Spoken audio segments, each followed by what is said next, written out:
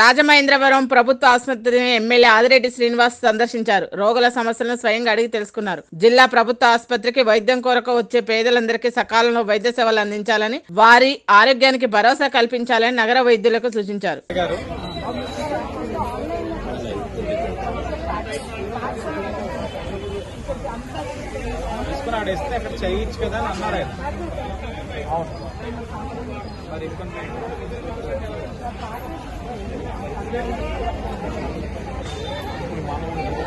ఢిల్లీ నుండి ప్రత్యేక విమానంలో విశాఖ విమానాశ్రయంకు కేంద్ర ఉక్కు శాఖ మంత్రి కుమారస్వామి చేరుకున్నారు. బీజేపీ నాయకులు, కార్యకర్తలు, అభిమానులకు ఘన స్వాగతం పలికారు. విశాఖ విమానాశ్రయం నుండి రోడ్డు మార్గాన steel plants RINL guest house కి కుమారస్వామి వెళ్తారు. స్టీల్ ప్లాంట్ పనితీరు, ఆర్థిక పరిస్థితులపై కుమారస్వామి సమీక్ష చేయనున్నారు. సమావేశానంతరం అన్ని విషయాలపై మాట్లాడతానని కుమారస్వామి చెప్పారు.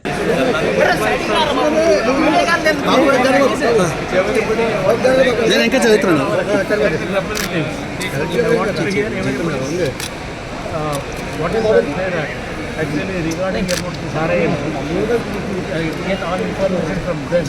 Tomorrow I will brief you. Bhoodan Pochampally మండలం దోతిగూడెం అంతమ్మగూడెం పరిధిలో గల ఫార్మా కంపెనీల వలన తాము ఇబ్బందులకు గురవుతున్నామని రైతుల ఫిర్యాదు మేరకు ఫార్మా కంపెనీల ఆకస్మికంగా భువనగిరి ఎంపీ చామల కిరణ్ కుమార్ రెడ్డి తనిఖీలు నిర్వహించారు. NTG ప్రమాణాలకు లోపడి కంపెనీ నడుపుతున్నారా లేదా అనే విషయాలపై జిల్లా కలెక్టర్, పొల్యూషన్ కంట్రోల్ బోర్డు అధికారులతో మాట్లాడి వారికి 14 రోజులలో తమకు నివేదిక ఇవ్వాలన్నారు.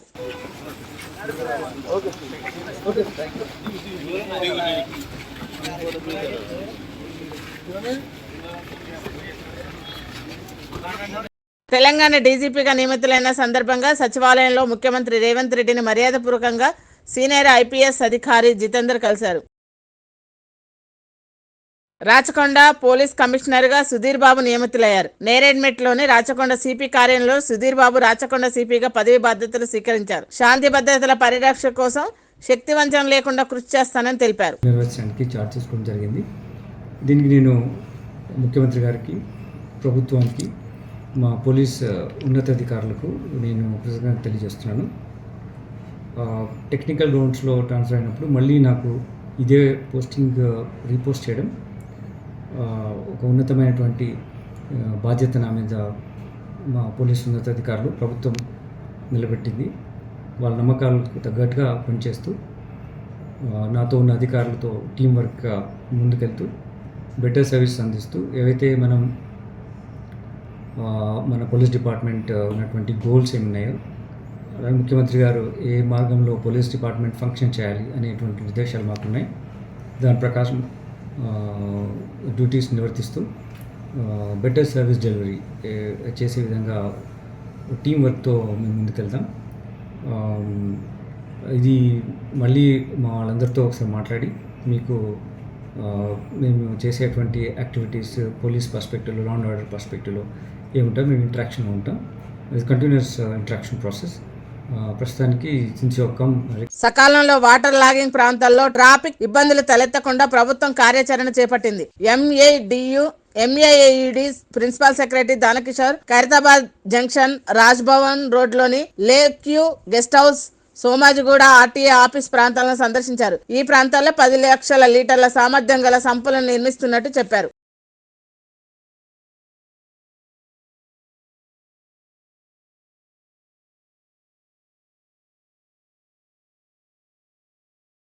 రాజమహేంద్రవరంలో 10 పోస్ DSP పెట్టాస్వామి శేఖర్ ఆధ్వర్యంలో 450 గంజాయి పట్టుకున్నారు. రాజానగరం మండలము దివాన్ చెరువు గ్రామ పరిధిలో గల పాయింట్ వద్ద కాకినాడ నుండి రాజస్థాన్ గంజాయిని ఒక భారత్ బెంచ్ RJ21 GB 9273 లారీలు అక్రమంగా తరలిస్తున్న గంజాయి గుట్టును రట్టు చేశారు.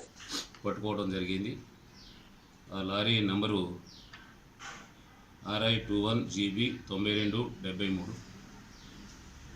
ఆ లారీతో పాటు ఆ లారీ డ్రైవరు సీరా రామ్, అలాగే అతని అసిస్టెంటు గోదాం రామ్, వీళ్ళిద్దరిది రాజస్థాను. వీళ్ళని కూడా పట్టుకోవడం జరిగింది. ఆ లారీలో క్యాబిన్ లోపల 150 కేజీలు, ఒక్కొక్క ప్యాకెట్ 5 కేజీలు ఉన్నటువంటిది, మొత్తము 30 ప్యాకెట్లు దాంట్లో పట్టుకోవడం జరిగింది. అది ఎక్కడి నుండి తెస్తున్నారు, ఏంటి, ఎక్కడికి వెళ్తుందని చెప్పి దాన్ని విచారించినప్పుడు దానిలో వాడిని అరెస్ట్ చేసిన తర్వాత అది రిపోర్ట్ కూడా రాయించడం జరిగింది గెజిటెడ్ ఆఫీసర్ చేత. 150 కేజీలు సీజ్ చేస్తూ అది ఎక్కడిదని చెప్పేసి అని అడిగితే అతను రాజస్థాన్ నుంచి నాగూర్ జిల్లా రాజస్థాను, ఈ డ్రైవర్ది గోగనాడ, అతను కూడా గోదాం రామ్ది కూడా అసిస్టెంట్ కూడా అక్కడే గోగనాడ. వీళ్ళు అక్కడ సింగ్బాద్ నాగూర్ జిల్లా రాజస్థాను, అక్కడ నుండి ఈ లైమ్ పౌడర్ తీసుకుని లోడు బికోర్ దగ్గర కేపీఆర్ ఇండస్ట్రీస్ తీసుకొచ్చి అన్లోడ్ చేసి, ఆ తర్వాత ఇందులో రామ్ నివాస్ అనే అతను వీడికి చెప్పిన దాని మీద, అతని పార్ట్నర్ సందీప్ కూడా చెప్పిన దాని మీద కాకినాడ వెళ్ళి కాకినాడ అక్కడ సర్పవరంలో ఒక గోడౌన్లో ఈ 150 కేజీలు కూడాను అక్కడ ప్రసాద్ అనే అతను. ఆంధ్రప్రదేశ్ రాష్ట్రంలో నూతన ప్రభుత్వం ఏర్పడాక దాడుల పర్వం కొనసాగుతుంది. కాకినాడకు చెందిన యువకుడు ప్రభుతేజ రక్తపు మడులతో మేజిస్ట్రేట్ ముందుకు వెళ్లాడు. తనపై దాడి చేశారని పోలీసులకు ఫిర్యాదు చేసినా పట్టించుకోవడం లేదని ప్రభుదేవ ఆవేదన వ్యక్తం చేశారు.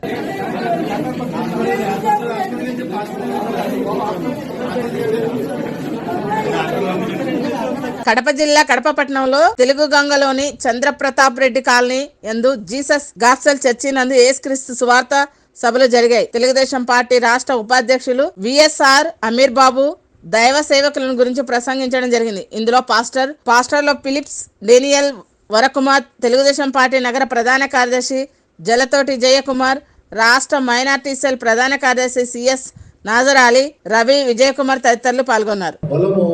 దేంట్లో కూడా ఈ ప్రపంచంలో లేదు. ఆ వైద్యులు కూడా మేము ప్రయత్నం చేస్తాం పైన భగవంతుని దయ.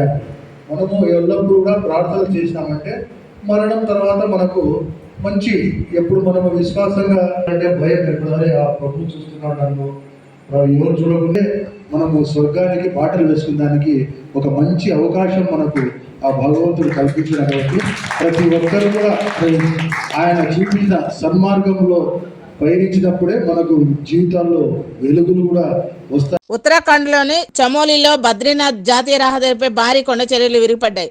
ప్రజలు చూస్తుండగానే ఒక్కసారిగా కొండ చర్యలు కుప్పకూలాయి. దీంతో వారంతా భయాందోళనతో పరుగులు తీసిన వీడియో సోషల్ మీడియాలో వైరల్ అవుతుంది.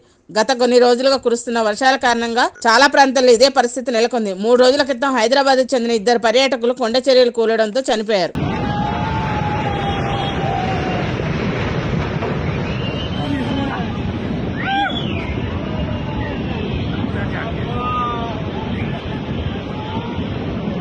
అన్నమయ్య జిల్లా రాయచోటి నియోజకవర్గంలో సుమారు 2,000 కోట్ల రూపాయలకు పైగా విలువ చేసే ప్రభుత్వ పేదల భూములను వైసీపీ నేతలు కాజేశారని ఏపీ మంత్రి రాంప్రసాద్ రెడ్డి ఆరోపించారు. సంబేపల్లి మండలం దేవపట్ల గ్రామంలో పెద్దరెడ్లు అని చెప్పుకుంటున్న కుటుంబాలు వంక పోరంబోక్తో పాటు జాతీయ రహదారి ఆనుకొని 40 ఎకరాల స్థలాన్ని ఆక్రమించారని తెలిపారు. ప్రభుత్వ భూములను పేదల స్థలాలు ఆక్రమించిన వారిపై చట్టపరమైన చర్యలు తీసుకుంటామని అన్నారు. ప్రభుత్వం ఏర్పాటు చేసినామంటే దానికి కారణం ప్రతి ఒక్కరూ, దానిలో రైతులున్నారు, కార్మికులున్నారు, ఉద్యోగస్తులున్నారు, అందరూ ఉన్నారు. కాబట్టి ఎవరిపైన ఏ విధమైన జులుము ఉండదని మరొక్కసారి మీ ముందర తెలియజేసుకుంటున్నాం. మా ప్రభుత్వం లక్ష్యం ఒకటే, ఫ్రెండ్లీగా పనిచేయడం.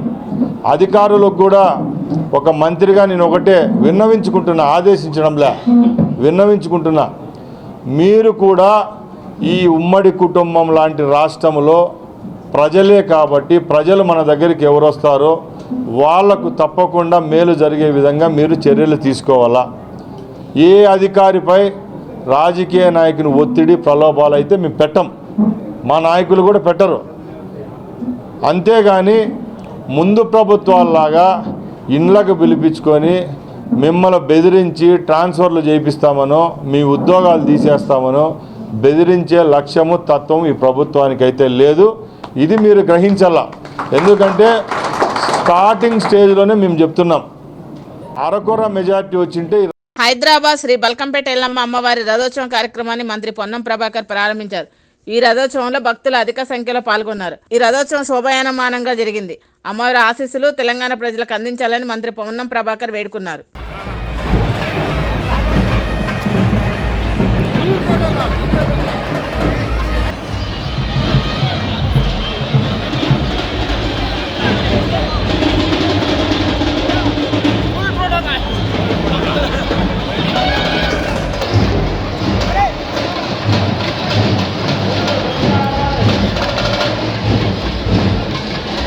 కాంగ్రెస్ పార్టీ గత ఎన్నికల సమయంలో రైతులకు ఇచ్చిన హామీలు నెరవేర్చాలని బీజేపీ జిల్లా అధ్యక్షులు రఘునాథ్ ప్రభుత్వం డిమాండ్ చేశారు. మంచిర్యాల జిల్లా దండేపల్లి తహసీల్దార్ కార్యాలయం ఎదుట బీజేపీ నాయకులు రైతు సత్యాగ్రహ నిరాహార దీక్షకు దిగారు. ప్రభుత్వం రైతులకు 2 లక్షల రుణమాఫీ, 15,000 రైతు భరోసా, రైతు కూలీలు 12,000 రూపాయలు, వరికి 500 రూపాయల బోనస్ వంటి అనేక హామీలు ఇచ్చి హామీలను అమలు చేయడంలో పూర్తిగా విఫలం చెందిందన్నారు. ఇప్పటి వరకు రుణమాఫీ అమలు కాలేదు. రైతులకు ఎకరానికి 15,000 రూపాయలు ఇస్తామన్నారు రైతు భరోసా. ఇప్పుడు వెంటనే యాసంగి పంటకు 15,000 రూపాయలు ఎకరానికి ఇవ్వాలని మేము డిమాండ్ చేస్తున్నాం. అదేవిధంగా కౌలు రైతులకు కూడా 15,000 రూపాయలు ఇస్తామని చెప్పారు. దాని గురించి ప్రస్తావన లేదు. రైతు కూలీలకు సంవత్సరానికి 12,000 రూపాయలు ఇస్తా అన్నారు. దాని గురించి ప్రస్తావన లేదు. ఇక్కడ రైతులు అనేక సందర్భాలలో పంట వేసుకున్న తర్వాత అనేక కారణాల వలన వాళ్ళ పంట నష్టపోతే ఎస్ఐ శ్రీరాములు శ్రీనివాస్ ఆత్మహత్యకు కారకులైన వారిని కఠినంగా శిక్షించాలని కాంగ్రెస్ నేతలు రవితేజ, సందీప్ కుమార్ ప్రభుత్వాన్ని డిమాండ్ చేశారు. ములకపల్లి సెంటర్ లో నిరసన కార్యక్రమం చేపట్టారు. ప్రజలకు మరింత సేవలు అందించాల్సిన శ్రీరాములు ఆత్మహత్య చేసుకోవడం చాలా బాధాకరమన్నారు. ఆత్మహత్యకు కారణమైన అగ్రకుల అధికారులను వారిని తక్షణమే విధుల నుండి తప్పించాలన్నారు. అందరికీ నమస్కారం అండి. మొన్న అశ్వరపేట పోలీస్ స్టేషన్కి సంబంధించిన ఎస్ఐ శ్రీనివాస్, నిరుపేద కుటుంబానికి చెందిన శ్రీనివాస్, నార్కట్పేటకు సంబంధించి మైబాద్ జిల్లాకు సంబంధించిన వ్యక్తి. నిరుపేద కుటుంబమైన దళిత ఎస్ఐ, యువ ఎస్ఐ కష్టపడి ఉన్నతంగా చదువుకొని ఉన్నతంగా ఉద్యోగాన్ని సంపాదించుకొని దళిత జాతిలోనే గౌరవంగా బతుకుతున్న ఎస్ఐని ఈరోజు అశ్వరపేట సిబ్బంది మింగేయడం జరిగింది. సిఏ గారికి అక్కడ స్థానికంగా ఎవరైతే ఆంధ్ర కానిస్టేబుల్ 4 అయితే ఉన్నారో, తెలంగాణ సాధించుకున్నా కానీ ఆంధ్ర కానిస్టేబుల్ పెత్తనం ఏంది ఇంకా తెలంగాణ మాకు అర్థమవుతలేదు. ఏదైతే కానిస్టేబుల్ చెప్పిన మాయ మాటల్ని సిఐ నమ్మి ఎస్ఐ మీద ప్రతి ఒక్క విషయంలో హరాస్మెంట్ అనేది చేయడం జరిగింది. దీనికి ఎస్ఐ మానసికంగా కుంగిపోయి మనోవేదనకు గురయ్యి డిఎస్పీ గారికి, ఎస్పీ గారికి కంప్లైంట్ ఇచ్చిన, ఉన్నతాధికారులకి కంప్లైంట్ ఇచ్చిన, ఎక్కడ పట్టించుకొని వేయడం జరిగింది. భద్రాద్రి కొత్తగూడెం జిల్లా అశ్వారావుపేట మండలం గుమ్మడపల్లి ప్రభుత్వ పాఠశాలలో 200 మంది విద్యార్థులకు కేవలం 2 మాత్రమే ఉపాధ్యాయులు ఉండడంతో విద్యార్థులు ఆందోళన బయటపెట్టారు. ఈ విద్యా సంవత్సరం వృధా చేయొద్దంటూ ప్లకార్డులు పట్టుకుని రోడ్డుపై బైఠాయించారు. మొత్తం పిల్లలు 200 వరకు ఉండగా 36 మంది 10వ తరగతి విద్యార్థులు ఉన్నారు. తమ పాఠశాలకు వెంటనే ఉపాధ్యాయులను రిక్రూట్ చేయాలని డిమాండ్ చేస్తున్నారు. తమ పిల్లలు చేస్తున్న నిరసనకు తల్లిదండ్రులు కూడా మద్దతుగా రోడ్డుపైకి వచ్చి ధర్నాలో పాల్గొన్నారు. పిల్లల భవిష్యత్తు దృష్టిలో పెట్టుకుని విద్యాశాఖ వెంటనే స్పందించి గుమ్మడవల్లి పాఠశాలకు ఉపాధ్యాయులను నియమించాలని విద్యార్థుల తల్లిదండ్రులు, గ్రామస్తులు డిమాండ్ చేస్తున్నారు.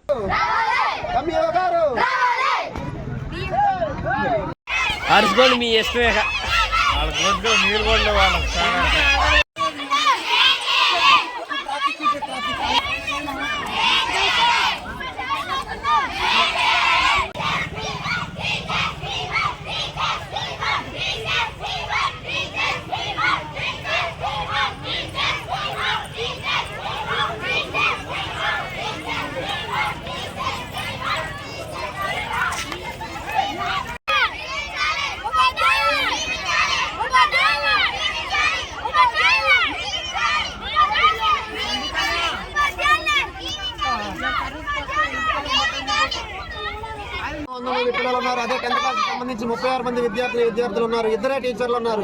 200 మంది విద్యార్థులు. 4 రోజులైతున్న స్కూల్ తెరిచి ఉపాధ్యాయులు రాలేదు. కావున మేము ఈ ధర్నాన్ని పిల్లలతో ధర్నా చేస్తున్నాం. గ్రామస్తులుగా, పేరెంట్స్గా మాకు ఉపాధ్యాయులు రావాలి. వచ్చి మాకు డిఈఓ గారు, ఎంఈఓ గారు స్వచ్ఛమైన హామీ ఇవ్వాలి. దేశ చరిత్రలో తొలిసారి 3 ట్రాన్స్జెండర్లు ఒకేసారి ఎస్ఐలు అయ్యారు. బీహార్ పోలీస్ సర్వీస్ కమిషన్ విడుదల చేసిన పోలీస్ నియామక పరీక్షల్లో మొత్తం 1275 మంది పాస్ అయ్యారు. అందులో 3 ట్రాన్స్జెండర్లు ఉన్నారు. వాళ్ళలో 2 ట్రాన్స్ ఉమెన్స్ పుట్టుకలో ఆడా కాగా 1 ట్రాన్స్ ఉమెన్ పుట్టుకలో మగగా ఉన్నారు. గతంలో తమిళనాడు, కేరళలో 1 ట్రాన్స్జెండర్ ఎస్ఐలు అయ్యారు.